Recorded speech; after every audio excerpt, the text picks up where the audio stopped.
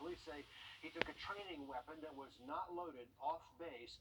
They believe he waited until the kids got on board the bus, then he hopped on, and you see how it unfolded. You're looking at 23-year-old Jovan Colazo. He's charged with 19 counts of kidnapping, one for the 18 kids, another count for the bus driver. He's also charged with armed robbery, carjacking, and gun charges. Police say they don't believe drugs or alcohol were involved in this, but they're also working to find out if the incident was planned. And police say Colazo was flagging cars down, looking for a ride out of town. Eventually, he got on board that school bus. But how scary for those students, especially the parents. They say he kicked the kids off the bus because they kept asking him questions. And that got on his nerves. The sheriff says so much of the credit goes to the bus driver in all this. They said bus drivers are unsung heroes, and they are. And I think we saw that today. A bus driver who cared about the children on that bus, and he used his training to protect those children. The school superintendent in Columbia says all those students involved did get counseling today. Well, during the pandemic, starting a business, almost impossible, but a new program will give people looking to help start one the help they need. It is the state's most significant investment in entrepreneur training, and it is coming right here to the Georgia Cyber Center. Our Brady Trapnell live on Broad Street breaking down what this program will mean for the community. Brady, how will this help business startups? Well, Meredith, as we all know, there's a lot of boarded up businesses that have failed here on Broad Street. Obviously, not a great story with that and a great history here on especially the lower end of Broad Street. But as you mentioned, the clubhouse over at the Georgia Cyber Center is trying to make a difference in that and trying to make a difference in the economic impact of the entire community and starting this new program for entrepreneurship training. So the clubhouse is able to start this new program after a grant from the state. They just got approved for that, so their goal is to develop and support 50 entrepreneurs across the region. 44 counties could be impacted. Already 60 people have applied for training, and they will accept 25 initially as a part of the process. At the end of the program, they will have access to capital funding to get their business off the ground, so obviously a huge deal for many of those folks. And Grace Belangia, co-founder of the clubhouse, says it's going to be an economic engine for the community. We've had members from the clubhouse who started out with an idea. Maybe they did a digital business, maybe they did a pop-up, and then they now have storefronts on Broad Street. You're creating a job for you and possibly somebody else. And their first class is over at the clubhouse, which is just a short walk from where we are now. It's at the end of May. It'll be a 6 to 9 month process. We actually spoke with a woman who is already admitted to the program, and she's planning to start a business herself on News 12 at 6 o'clock. Brady Chapman from downtown. That is encouraging news for not just those kids, but all the ones who will come into that program as well. Brady, thank you for that. Taking a look out. As we go through the day tomorrow, we are going to be noticing some breezier conditions, but sunny. We'll have the green light to watch the car both tomorrow and Saturday. Anthony, thanks so much. Also in the news today, protesters asking Atlanta's mayor, Keisha Lance Bottoms, to appeal to the return of an officer to the police force there. Garrett Rolfe was reinstated yesterday because the city did not give him enough time to respond to his firing following the shooting death in that Wendy's parking lot of Rayshard Brooks. Hours after the news broke that Rolfe was coming back, protesters marched to City Hall in Atlanta, several saying they would continue protesting until the mayor appeals. First at 5, a Grovetown man in prison facing multiple charges of child molestation. Columbia County deputies say 35-year-old Robert Swearingen exposed himself and performed indecent acts in front of victims younger than 16 years old. They say the incidents happened between January 1st and March 7th. Right now, Georgia has more people serving probation sentences than any other state in the country. This week, Governor Kemp signed a bill into law that will soften probation sentences. Officials say the new law will make more than 190,000 Georgians eligible to get off probation sooner. If you have served 3 years of probation, you could be eligible for early termination if you meet these new requirements. No new arrests, no probation revocations in the last 2 years, and you have paid all your restitution. Also today, Governor Kemp at UGA signing a bill to compensate college athletes in Georgia. Athletes will get paid for any use of their name, their image, their likeness. The governor says he hopes the bill will encourage more athletes to sign scholarships here in the Peach State. I believe it sets Georgia on the path to accomplish something that quite honestly should have been done a long time ago. Simply put, college athletes in Georgia should be fairly compensated for the use of their name, image, and likeness. And South Carolina has a similar bill sitting on Governor McMaster's desk, but it still needs his signature to become law. 24 states have similar legislation passed or still being debated. Applications now open for the South Carolina Stay Plus program. People who qualify can get up to 12 months of back pay, rent, and utility payments, plus 3 months of future payments. To be eligible, you must meet all of these requirements.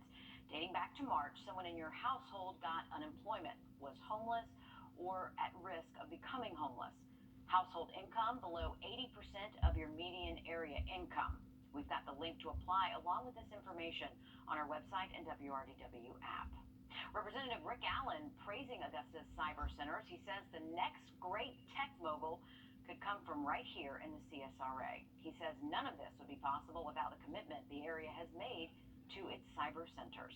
Of course, it could be the next Bill Gates or Steve Jobs coming right out of this high school right here, out of this school system in Richmond County. So those are the kind of things that are happening here because of cyber, that if we didn't have cyber, it wouldn't be happening. Allen says he wants to see student cyber programs expand even more. If you've been fully vaccinated with Moderna, you might not be quite finished yet. Moderna's president saying boosters will likely be needed every 9 to 12 months. Doctors say a new study shows about half of the participants vaccinated do not have detectable immunity against new strains of COVID, but they did keep their immunity against the original strain. The summer season will have more families spending time in the water. Aiken Parks and Rec has filled up on their free swimming lessons for kids, but you can still be put on a waiting list. You can do that at the Smith Hazel Rec Center. But they say there is still availability for adults looking for free swimming and therapeutic lessons. One of the sponsors for the free classes says he was moved to help after the drownings of the 2 men at Clarks Hill Lake. In lieu of what happened out at Clarks Hill, we just decided it'd be more important than just kids swimming for them to be able to have water safety measures in place going forward. There are so many people that are my age and younger and older that just don't know how to swim, and it's a huge issue in our community, but it's one that we can solve. And it could save lives. Coming up on News 12 at 6 o'clock, we'll take a look at some other options for summer swimming safety in our area. A fishing organization out of Tybee Island making waves, helping veterans dealing with PTSD. They give vets free boat rides and fishing equipment, and they lend a listening ear. This week, they're holding their first ever Battle of the Bulls tournament, and those proceeds will help raise more awareness about veteran PTSD. The founder hoping to show vets the healing power of water. It's a big adjustment coming back here, and I want to show people what this does for the vets, getting them on the water, just talking about stuff, and it's not even probably the dark stuff people are thinking, just plans, finding your purpose again. Such good therapy out there in the salt air. Veterans who want to find out more about those free boating trips, or if you'd like to donate, this website is called notlucky.org. That's KNOT Lucky, all one word, .org. The NAIA men's soccer tournament being held now in Columbia County this year. You're watching some of the quarterfinal action between Cumberland's and top-seeded Central Methodist. This tournament was originally supposed to happen in California in the winter months, but it made its way east, all the way to Columbia County. So there are games at 5 o'clock and 8 o'clock this evening if you want to take in some of the action at Blanchard Woods Park, and it's going to be very cool. Yeah, it's nice. I'm really glad to finally get to take advantage of having such a good facility here, so that's good. It's definitely cool that they get to in a season like this with a lot of unexpected stuff, so that's definitely good that they get another chance.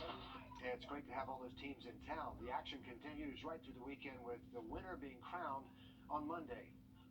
The famous, the historic, the classic 27-foot-long Wienermobile back in Augusta today. They have 6 of these things touring the country right now. If you didn't get a chance to catch the giant hot dog, they're going to be showing up at the Keoki Cruisers in Appling on Saturday from 9 until 10, and then the Evans Market in Evans from 10:30 until 1. Hot Dogger Mustard Mags, that's her name. She says her job is to spread smiles. And it was created during the Great Depression to deliver miles of smiles, and that's been our mission ever since.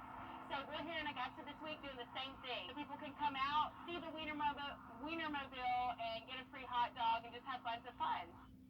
we're going to forgive the pun because of the wheels she Oh, brought come into on, town. it's funny. Tons of fun right Let's be there. frank, you don't like puns, don't There you? you go. It's happening already. It is And I think happening. we also mentioned it's the Shepherd Blood Center is going to have the Wiener Yes. make an appearance as well. And you know what? They grill some great hot dogs out there. Let's not forget that No. in all this. Oh, I wish. I Makes me was want an to sing the Oscar song. Mayer wiener. I wish I had the whistle. That is what I truly like to be.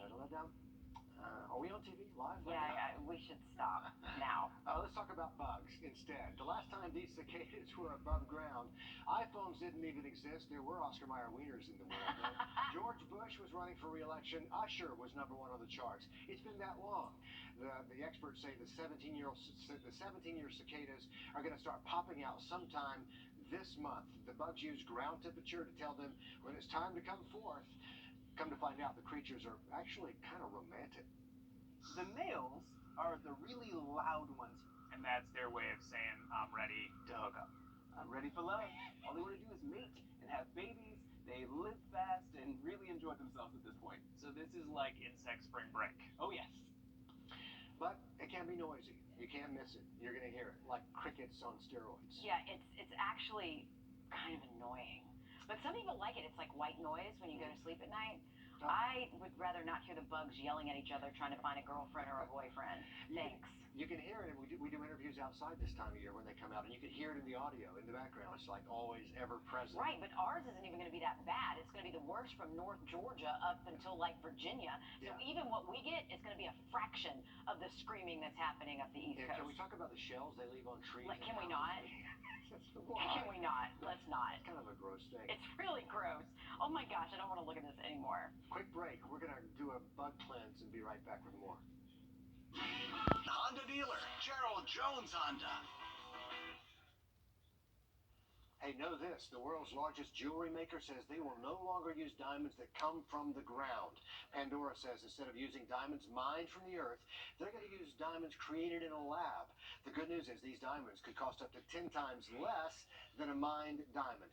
Experts say they could be better on the environment, and they look exactly like a natural diamond. It's the same outcome, it's just created in a different way. Mother Nature has spent millions of years doing it one way. Modern technology has found another way. I'm not against the idea. How do you feel? No, well, especially when the campaign came out against blood diamonds. So, you know, it was obviously bad for the environment, and then there are people being killed over mining diamonds. So it's not a bad idea for a lot of reasons. They're saying this is not cubic zirconia, Right. which is softer than a diamond. Right. This is a diamond, just Right. made in a lab. Right, and you can't tell. They've done studies where they've tested them side by side, and even an expert eye can't tell. Anthony, file this away for when you go I'm diamond thinking more shopping. of a price point of all of this, too. I can afford now a bigger diamond. I was thinking the same. Not as much of a price tag there. Oh, but what's nice, though, is maybe some of the colored diamonds will be more possible to be cheaper, like the pink ones and the brown ones and the teal ones, because those are gorgeous. Maybe science can mix some colors up or something. You never know. Yeah. Science can do a lot. We love science, don't we? Well, speaking of some science, talking about the weather outside, we saw as well as Thursday. That's going to feel good out there, Anthony. Thanks for that. Scholarship season in full swing now, but its time is running out. What you can do to help your student get the dollars they need to take that next step. Ashley Home Store in Augusta is moving and everything must go. Take advantage of drastically reduced prices up to 75%. This is home.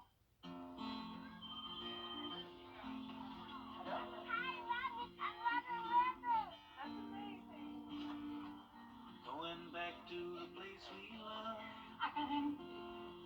with endless summer nights comes alive. I don't need the rain when the sky is blue. I don't need the night when the day is through. Ashley Home Store in Augusta. Well, college decision day has passed, but your chance to apply and get scholarships has not. Experts say there's still a lot of money out there to claim before the fall semester begins. Yeah, more than you probably realize. Sharon Epperson is on your side with some advice to help high school seniors get those dollars. For high school senior Alexis Simon, getting free money through government grants and academic scholarships made her college choice pretty clear. I will be attending St. John's University in the fall as a communication arts major. The total cost of attendance for her first year, over $65,000. Out of all of the schools that I've applied to, they gave me had. These musicians did not look. You see? Now she and her parents are trying to figure out how they'll pay for the rest. If they did not get the scholarship or grant money that they thought, what should they do? Well, they should work directly with the school, contact the admission and financial aid office to have that conversation. Rob Franick, editor of the Princeton Review, a company that helps guide students through the college process, says after federal grants and other aid, schools may still offer the most financial help. It's not because those schools are flush with dollars. Given our global pandemic times, they have to remain attractive not only academically, but also financially. Also tap other sources. Ask your high school counselor. Use your network, friends, and family. Their employers may offer scholarships. And do an online search. Have this crew from this spot right here. Arizona State University sophomore George Montano started his scholarship search after taking an online personal finance course as a high school sophomore.